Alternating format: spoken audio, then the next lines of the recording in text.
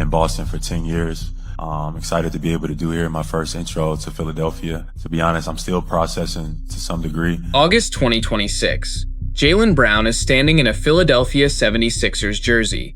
2 years earlier, he was standing on a stage in Boston, holding the Bill Russell Finals MVP trophy. Jayson Tatum's arm around his shoulder, confetti still falling. Boston had just proven, beyond any argument, that this partnership could win it all. So why, 2 years later, did they tear it apart? Jrue Holiday? Gone. Kristaps Porzingis? Gone. Al Horford? Gone. And now Jaylen Brown. 64 wins. A 16-3 run through the playoffs. Banner 18. None of that saved this roster. This isn't the story of a team that fell apart because it stopped winning. Boston was still good. Boston was still dangerous. The Celtics dismantled a championship core while it was still capable of contending. That's the question this documentary is built around. Why did Boston tear down a team that had already proven it could win it all?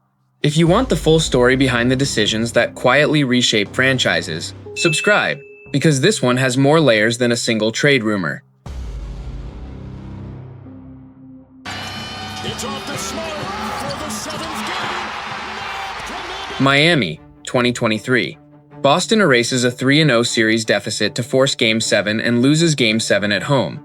Not just a playoff exit, but the specific kind of collapse that happens to teams whose pieces don't actually fit. It's the kind of loss that follows a franchise for years, and it reopened a question that had trailed Tatum and Brown since the day they became teammates. Could these two actually win a championship together? Or were they just two stars sharing one basketball, capping each other's ceiling? Every early exit added weight to that question. Every offseason brought fresh speculation about which one of them would eventually have to go. Then 2024 happened, and for a moment, that conversation seemed closed forever. What almost nobody expected was that winning would create a different kind of problem entirely. Boston drafted Jaylen Brown 3rd overall in 2016. A year later, they took Jayson Tatum 3rd overall in 2017. Two long, switchable wings, similar size, similar toolkits, chasing many of the same shots. The Celtics reached the Eastern Conference Finals early, in 2018 and again in 2020, mostly on defense and potential. Then came the losses that defined the debate, a 6-game Finals defeat to Golden State in 2022, and that stunning Game 7 collapse against Miami in 2023. Every one of those exits reopened the same argument. Were Tatum and Brown actually built to win a championship together? Or were they just two very good players sharing one basketball? The trade rumors around Brown weren't just noise either. He appeared in real, reported discussions involving other stars available on the market. Boston listened, more than once, and every time, they said no. Brad Stevens, running Boston's front office, chose the harder and slower path, building around both of them instead of choosing between them. If Boston wasn't going to separate its two best players, the only thing left to change was everything around them. It would take 3 more years, 1 championship, and a completely different kind of pressure to make Boston finally say yes. The rebuild around Tatum and Brown wasn't cosmetic. Marcus Smart, the emotional heartbeat of the previous era, was traded away to bring in Kristaps Porzingis. Jrue Holiday arrived from Portland. Derek White grew into one of the league's most versatile two-way guards. Al Horford remained the steadying veteran presence in the middle of it all. Under Joe Mazzulla, it all clicked at once. But before we get to the trophy, understand what this roster actually cost to build. Every one of those additions came with real money attached. Money Boston was about to owe for years. Nobody was thinking about that yet. They were about to have one of the best seasons in franchise history. The 2023-24 Celtics finished 64-18, the league's #1 offense and the #2 defense by rating, with a net rating that led the NBA. They went 16-3 through the playoffs, dismantled Dallas in the finals, and Jaylen Brown was named Finals MVP. This wasn't a champion that limped through 4 rounds. Boston overwhelmed almost everyone in its path. For a moment, every old argument about Tatum and Brown simply evaporated. The partnership that critics said would never work had just delivered one of the most dominant championship seasons in franchise history. The trophy answered the basketball question. It didn't answer how long Boston would actually be allowed to keep this exact roster together. Boston mostly ran it back for 2024-25, and the results were still excellent. 61 wins, a second straight 60-win season. But that roster was now living against the NBA's second apron, a financial threshold that severely restricts how a team over the line can adjust or improve its roster. Then, in Game 4 of the second-round series against New York, on May 12, 2025, Tatum went down. Tatum in so much pain. And the Celtics call A ruptured right Achilles tendon. Surgery followed. Boston's timeline, at least for the immediate future, changed overnight. It's worth being precise here. Tatum's injury didn't cause Boston's coming roster decisions. The financial pressure already existed. What the injury did was change the competitive environment Boston now had to manage that pressure inside. Boston had built the team everyone said was impossible. Now, keeping it together was becoming almost as difficult as building it in the first place. If you're enjoying this story, it helps to remember that these decisions get reduced to headlines and trade graphics. But behind them are real financial constraints, real recoveries, and real relationships. If you like stories about the decisions that quietly reshape franchises, subscribe. Because the next season is where Boston stopped resembling the team that won Banner 18, and somehow got better anyway. Brad Stevens didn't wait for the Celtics to become a bad team before making his first moves. Over the summer of 2025, Boston restructured the roster that had won a championship a year earlier. Jrue Holiday was traded. Kristaps Porzingis was traded. Stevens said plainly, at the time, that the second apron was the driving force behind those moves. Al Horford and Luke Kornet left in free agency rather than being traded away. That same offseason, Jaylen Brown underwent a minimally invasive arthroscopic procedure on his right knee, targeting a return in time for training camp. Ownership was shifting too. Bill Chisholm's group had agreed to purchase the franchise that year. But here's the detail that matters. Chisholm's group didn't formally take controlling interest until August 2025, after the Holiday and Porzingis trades were already done. There's no public evidence ownership ordered that teardown.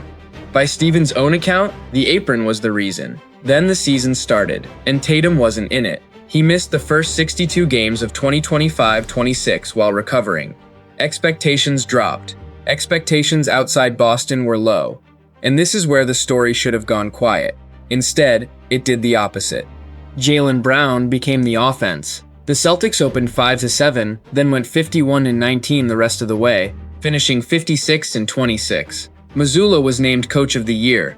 Brown had the best regular season of his career, 28.7 points, 6.9 rebounds, and 5.1 assists a night, over 2,000 points total. He earned an All-NBA second-team selection and finished 6th in MVP voting. This is where the story stops being simple.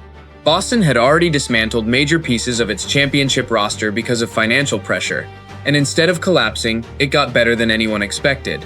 Brown didn't fade. He improved, dramatically, while carrying more of the offense than he ever had before. Whatever explanation eventually came for trading him, it couldn't be that Boston had a team in decline, or a player who was fading. Both were doing the opposite.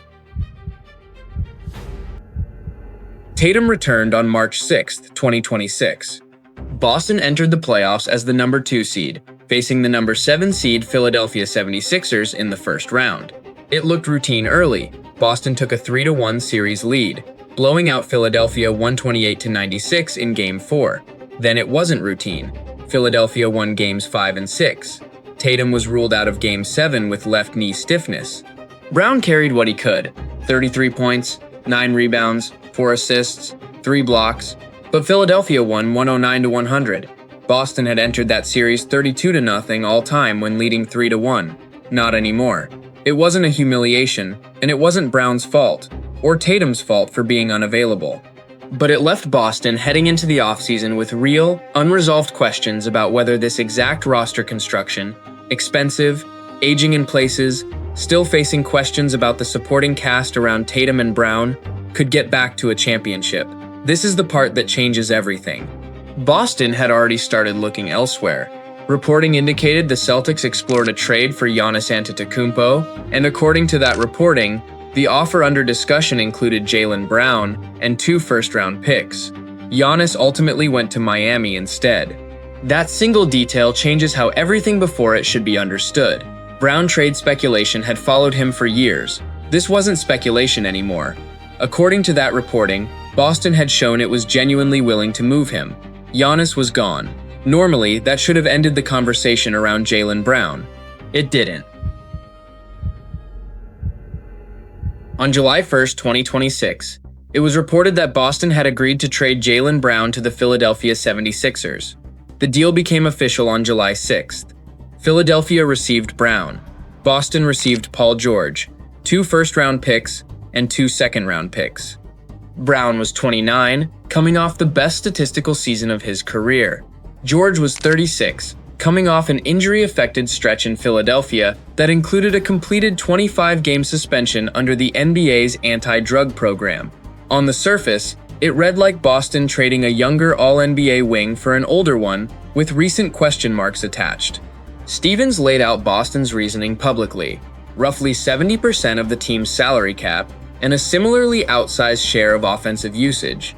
Essentially, how much of the offense ran through just 2 players had been concentrated in Tatum and Brown. The Brown trade, he acknowledged, produced no meaningful immediate salary relief. What it did produce was a shorter-term contract in George, significant draft capital, and, in Stevens' words, more flexibility to build around Tatum going forward. Owner Bill Chisholm denied that ownership had mandated any payroll reduction.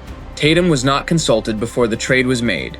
Publicly, he later described the separation as weird, the human cost of suddenly losing a teammate he'd played beside for 9 seasons. Brown, for his part, expressed some disappointment with how the communication around the trade was handled, but continued to speak respectfully about Tatum, calling his time in Boston a completed chapter rather than a grievance. 2 different decisions, 2 different years. In 2025, the apron forced Boston's hand, Stevens said so directly. In 2026, the Brown trade wasn't an immediate second apron salary dump. Trading Brown was a bet that a team's long-term ceiling required spreading out both money and shots, even after that exact concentration had already produced a championship. Not everyone agrees that bet was necessary. Brown was 29, coming off his best season, and Boston already had a trophy proving the partnership worked. Go back to June 2024, Brown holding the Finals MVP trophy, Tatum's arm around him, confetti falling on a team that had just silenced a decade of doubt. For years, people said Tatum and Brown would eventually have to be separated.